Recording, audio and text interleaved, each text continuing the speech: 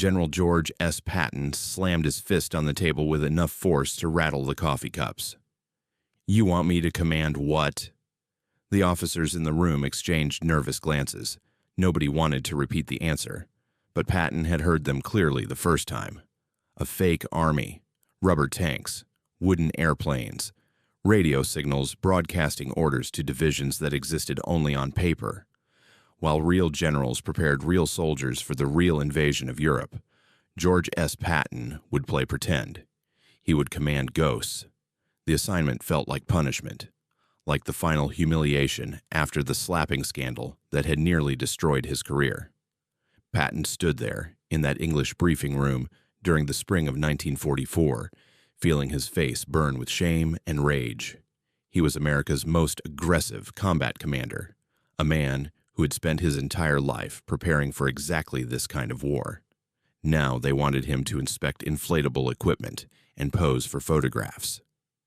But the men who chose Patton for this mission understood something he couldn't yet grasp. They needed the one general Hitler feared above all others. They needed a name that would make German commanders freeze with indecision. They needed George Patton to exist in the wrong place and change history. The story began 8 months earlier on the sun-baked island of Sicily. August 1943. Patton had just conquered the island faster than anyone thought possible. His 7th Army raced across rugged Sicilian terrain while Montgomery's British forces advanced methodically along the eastern coast. Patton won the unofficial race to Messina and became America's most celebrated combat commander. Newspapers praised his aggressive tactics. Magazine covers featured his stern face. The American public loved their fighting general. Then everything collapsed. During routine visits to field hospitals, Patton encountered soldiers suffering from combat fatigue. Today, we recognize this condition as post-traumatic stress disorder, a legitimate psychological wound requiring treatment and compassion. But in 1943, Patton saw only cowardice. On August 3rd, at the 15th Evacuation Hospital, he slapped Private Charles Cool across the face. He called the trembling soldier a coward and threw him out of the medical tent. 1 week later, on August 10th, Patton struck Private Paul Bennett even more violently at another hospital. He threatened the shell-shocked man with his pistol, while doctors watched in horror. When journalist Drew Pearson broadcast these incidents across America, the scandal exploded like a bomb. Congress demanded Patton's immediate dismissal. Mothers of soldiers wrote furious letters to the War Department. Editorial pages across America called for court-martial. General Dwight Eisenhower faced enormous pressure to end Patton's career permanently. The easy choice was obvious. Relieve him. Send him home in disgrace. Let him fade into obscurity as a cautionary tale about temperament and leadership. Instead, Eisenhower made a calculated decision that would shape the war's outcome. He removed Patton from command of 7th Army, but kept him in the European theater. Patton was required to apologize personally to the soldiers he had struck, to the medical staff who witnessed the incidents, and to every division under his former command. The public humiliation was complete and thoroughly documented. Then Patton was sent to England with no combat assignment and no clear future. The press reported extensively on his punishment. German intelligence officers noted his downfall with considerable satisfaction. Their most dangerous enemy had been neutralized by his own behavior. What the Germans didn't realize was that they were watching the opening act of an elaborate theatrical performance designed specifically for their benefit. Patton's disgrace was real, but his next assignment would be pure fiction. Allied planners faced a terrifying problem in early 1944. Operation Overlord would land nearly 160,000 soldiers on 5 Normandy beaches in the largest amphibious assault in human history. The invasion date was set for early June. Success depended entirely on surprise. If German forces concentrated at Normandy before the assault began, the invasion would fail catastrophically. Landing craft would be destroyed before reaching shore. Soldiers would die in the water by the thousands. The liberation of Europe might be delayed for years or never happen at all. The Allies desperately needed Hitler to look somewhere else. They needed him to believe the real attack would come at a different location. They needed him to hold his precious reserve divisions in the wrong place while Allied soldiers fought for their lives on the actual invasion beaches. The obvious choice for this massive deception was Pas de Calais. Geography made this selection almost inevitable. Pas de Calais was the closest point between England and France, just 21 miles across the Dover Strait. German commanders already believed Calais was the logical invasion target. Hitler himself agreed completely with this assessment. The Allies decided to reinforce this existing belief until it became an absolute obsession that would blind German leadership to reality. Operation Fortitude South was born from this desperate strategy. The plan required creating a phantom army in southeast England, positioned directly across from Calais, and apparently preparing for invasion. This fake force needed to appear massive, well-equipped, and ready to strike at any moment. It needed tanks, artillery, aircraft, and thousands of soldiers. It needed headquarters buildings, supply depots, and busy communication networks. Most importantly, it needed a commander the Germans would believe capable of leading the main Allied invasion. Someone they genuinely feared. Someone whose mere presence would make them hold reserves in place, even when evidence suggested they should move them elsewhere. Someone whose reputation alone could paralyze German decision-making at the critical moment. Every analysis conducted by Allied intelligence pointed to the same name, George S. Patton, the general in disgrace, the warrior without a war, the most feared American commander currently unemployed and available for the most important acting role in military history. German intelligence had studied Allied commanders for years. They rated Patton as the most dangerous general they faced. They assumed any major operation would feature him prominently. His disgrace made the deception more believable. The Germans thought America was holding their best general in reserve.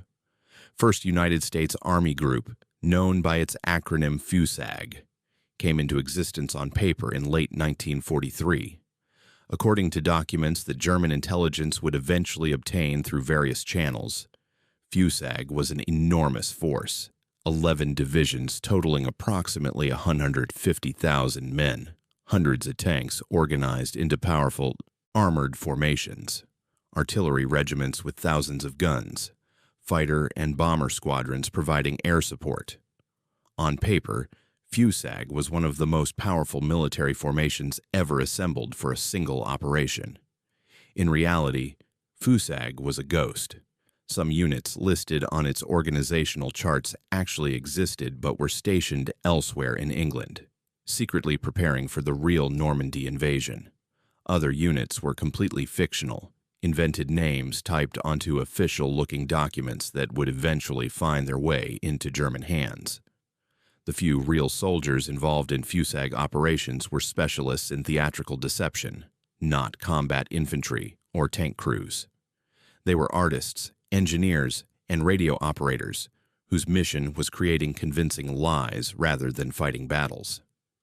FUSAG headquarters was established near Dover, on England's southeastern coast, directly across the strait from Calais. This location was deliberately chosen because German reconnaissance aircraft regularly photographed the area. Everything would be positioned for their cameras. The physical deception was a masterpiece of engineering and theatrical illusion that would have impressed Hollywood's finest studios. British and American designers created inflatable tanks that looked exactly like M4 Shermans, from high altitude or at a distance. Made of rubber and painted canvas stretched over lightweight frames, these dummy vehicles could be deployed by a handful of soldiers in mere minutes. 4 men could literally pick up an entire tank and carry it across a field to a new position.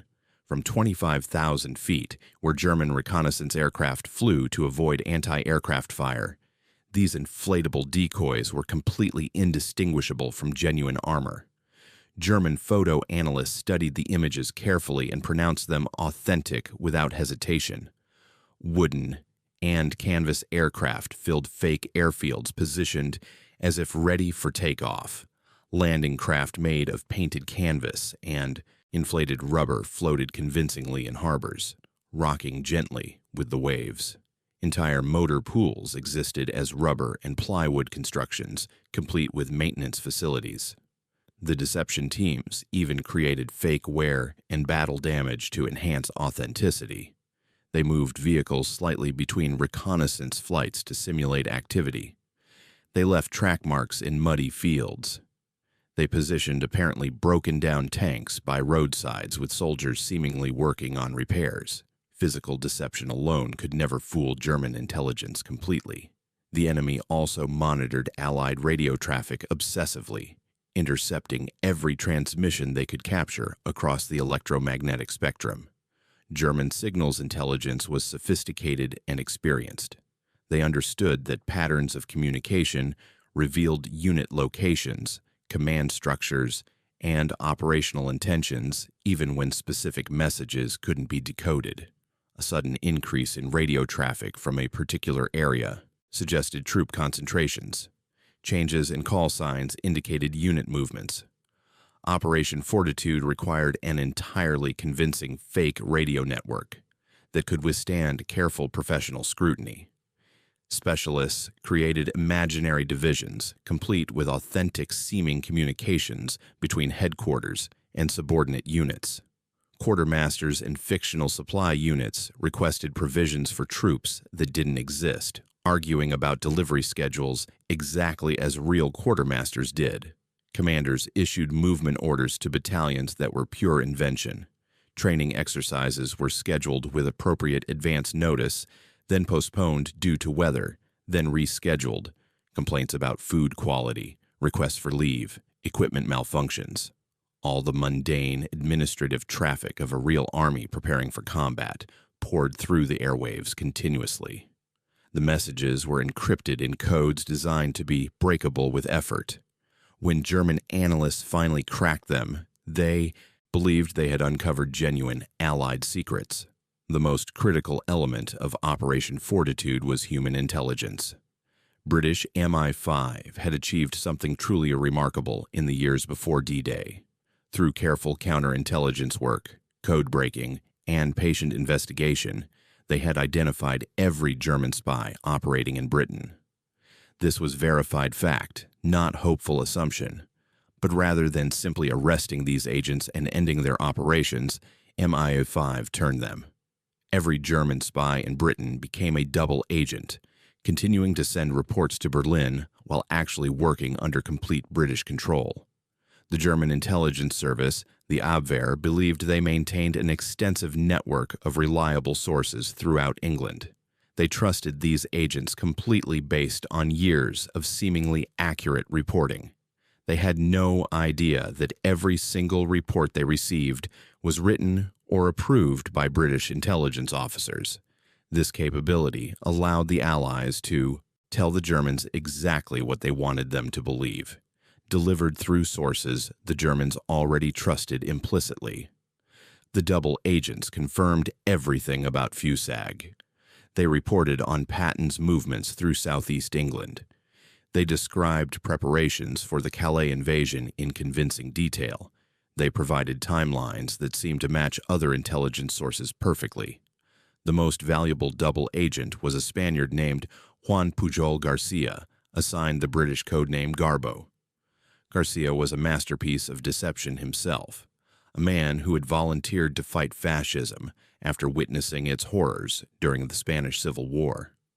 Before British intelligence even recruited him officially, Garcia had already begun fooling the Germans on his own initiative, creating fictional spy reports while living in neutral Portugal. The British recognized his extraordinary talent and brought him to England to work directly for MI5. Garbo created an elaborate fictional world that German intelligence accepted without question. He invented an entire network of imaginary sub-agents scattered across Britain, each with a distinct personality, background, occupation, an area of expertise. One fictional agent worked in military planning and had access to sensitive documents. Another was supposedly a disgruntled Welsh nationalist who hated the English. A third worked at port facilities observing ship movements. Garcia wrote detailed reports from all these imaginary sources, maintaining consistent personalities across hundreds of messages over several years. German intelligence rated him their most reliable source in all of Britain. Berlin paid him substantial sums and repeatedly praised his work. They awarded him the Iron Cross, one of Germany's highest military decorations, for exceptional service to the Reich. Patton hated every single moment of his FUSAG assignment with characteristic intensity. He was a warrior, a fighter, a man who had devoted his entire life to the art of war. He had studied military history obsessively since childhood. He had trained in cavalry tactics, tank warfare, and combined arms operations at the highest levels. He had dreamed of leading American soldiers to victory in a great crusade against tyranny. Now, while other generals commanded real divisions preparing for history's greatest invasion, he was touring fake camps and inspecting rubber tanks that 4 privates could carry. He delivered carefully scripted speeches to audiences that included German agents, knowing every word would be dutifully reported to Berlin as evidence of his invasion preparations. He posed for photographs that would find their way into enemy intelligence files. His every movement was choreographed for German observers. Patton understood the mission's strategic importance intellectually. He knew the deception could save thousands of lives if it worked, but understanding didn't ease his personal frustration. His diary entries from this period reveal a man tormented by enforced inactivity. He worried constantly that the war would end before he saw real combat again. He feared being remembered as the general who missed D-Day while playing pretend. German intelligence swallowed the elaborate deception completely. Reports flooded into Berlin from every available source, all confirming FUSAG's existence and combat readiness. Aerial photographs showed a massive army concentrated near Dover, positioned exactly where an invasion force aimed at Calais would logically assemble. Radio intercepts revealed detailed operational planning for a major amphibious assault. Double agents provided specific timelines and objectives that matched other intelligence perfectly. Every single source agreed with remarkable consistency. Patton was preparing to invade Calais with overwhelming force. Hitler became increasingly obsessed with this looming threat. He overruled commanders who questioned the intelligence or suggested alternative interpretations. The Führer's intuition, which had served him well in the war's early years, now betrayed him catastrophically. He insisted that Calais must be defended at all costs, regardless of what happened elsewhere along the French coast. Field Marshal Gerd von Rundstedt, commanding all German forces in the West, allocated his resources according to Hitler's priorities. Approximately 19 divisions were stationed in the Pas-de-Calais region, waiting for Patton's expected attack. These included some of Germany's best remaining armored and infantry formations. Over 100,000 German soldiers waited hundreds of kilometers from Normandy. June 6, 1944, D-Day. The day that would determine Europe's fate arrived under cloudy skies and rough Channel seas. Allied forces stormed 5 beaches along the Normandy coast in the hours before and after dawn. Omaha, Utah, Gold, Juno, Sword. The names would become legendary, synonymous with courage and sacrifice. Thousands of ships crossed the channel through darkness. Paratroopers dropped behind German lines. Bombers and fighters filled the sky. Nearly 160,000 soldiers would land on French soil that single day. German defenders, surprised but determined, fought back with desperate ferocity from fortified positions. At Omaha Beach, American forces faced murderous fire from the bluffs above. The first waves suffered catastrophic casualties. Bodies floated in the surf. Landing craft burned. For several terrible hours, the outcome on Omaha hung in the balance. Senior commanders considered abandoning the beach entirely, yet the overall German response to the invasion was paralyzed by carefully cultivated doubt. Reports of Normandy landings reached Hitler's headquarters in the early morning. Commanders immediately requested permission to move reserve divisions toward the invasion beaches. Speed was absolutely essential. Every hour of delay allowed Allies to land more troops and equipment. Permission to move reserves was denied. Hitler and his staff studied the intelligence reports and reached a conclusion that would prove disastrously wrong. They believed Normandy was merely a diversionary attack, a feint designed to draw German reserves away from Calais before the real invasion began. The main attack, Patton's attack with Fusag, was still coming. Moving reserves to Normandy now would leave the actual target fatally vulnerable when Patton finally struck. This hesitation proved absolutely catastrophic for German defensive strategy.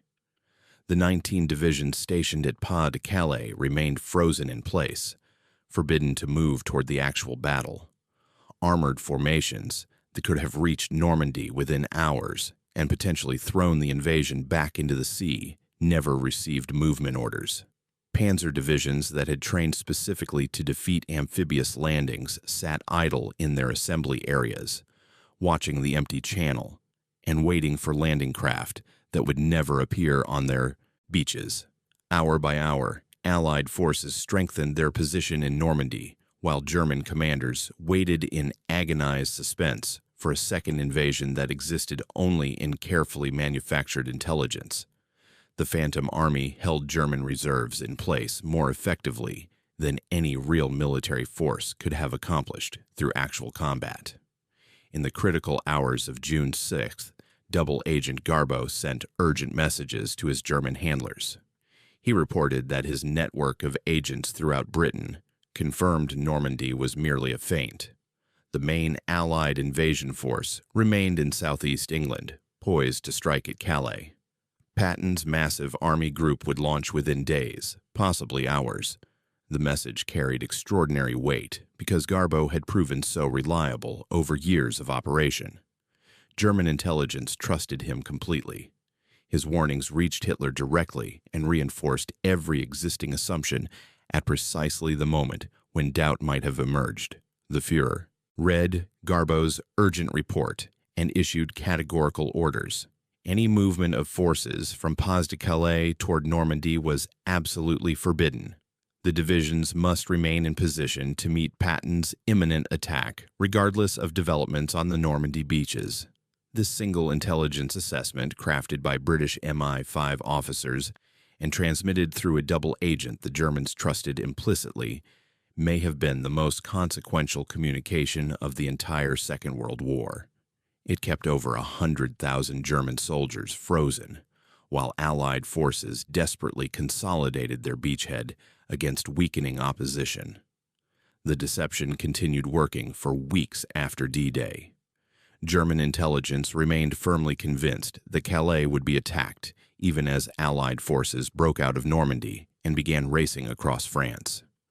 Through mid-June, the divisions stationed at Pas de Calais stayed in position, waiting for Patton. Into early July, many German commanders still expected the second wave of invasion.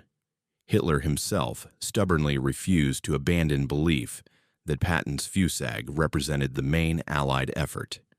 He dismissed mounting evidence from Normandy as confirmation of the diversionary nature of those landings. The real blow was still coming. Patton was still waiting across the channel with his Phantom Army. Every day of German hesitation strengthened the Allied position. Reinforcements poured across the beaches continuously. Supplies accumulated in massive quantities. The beachhead expanded into a staging area for the liberation of France. By the time German commanders finally accepted that Calais would never be attacked, it was far too late to affect the outcome. The opportunity to defeat the invasion had passed irretrievably. Allied forces were too strong, too well established, too thoroughly supplied to be dislodged by any counterattack Germany could mount. July 1944. The Great Deception had served its purpose completely. FUSAG was quietly dissolved as a headquarters organization. The rubber tanks were deflated and packed away.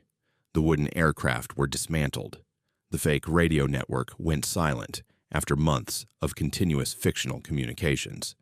The elaborate theatrical production that had fooled German intelligence so thoroughly was struck like a stage set after the final performance.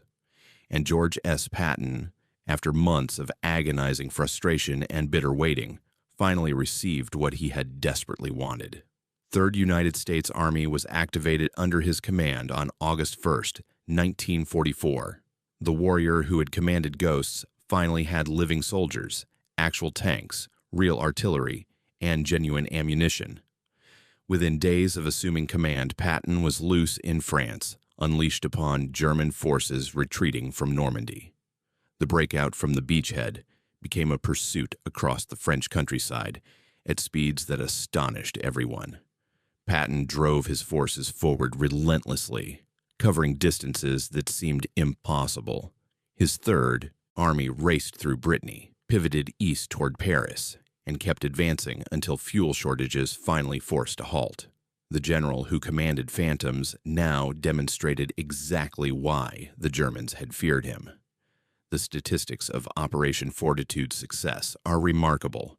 On D-Day, German forces defending Normandy were significantly weaker than they should have been.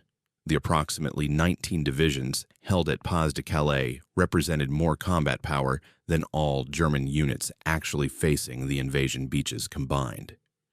If those forces had been positioned at Normandy, or moved there within the first 48 hours, the outcome might have been catastrophically different. Military historians estimate that Operation Fortitude reduced Allied casualties by tens of thousands. Some scholars argue the invasion itself would have failed without the deception. After the war, captured German generals expressed genuine disbelief when told FUSAG was fake. The revelation that the army they had feared was made of rubber, and radio waves shook them profoundly. Von Rundstedt admitted the obsession with Patton had distorted all German planning. They knew he was the Allies' most dangerous commander. When they saw him positioned opposite Calais with what appeared to be an enormous army, they were absolutely certain that location marked the main attack. Their fear of Patton blinded them to reality until far too late. Patton himself never fully appreciated his contribution to Operation Fortitude. Throughout his life, he viewed the Phantom Army assignment as humiliation, a waste of his talents during the war's most crucial months. His diaries reveal frustration and anger at being sidelined while others fought and gained glory.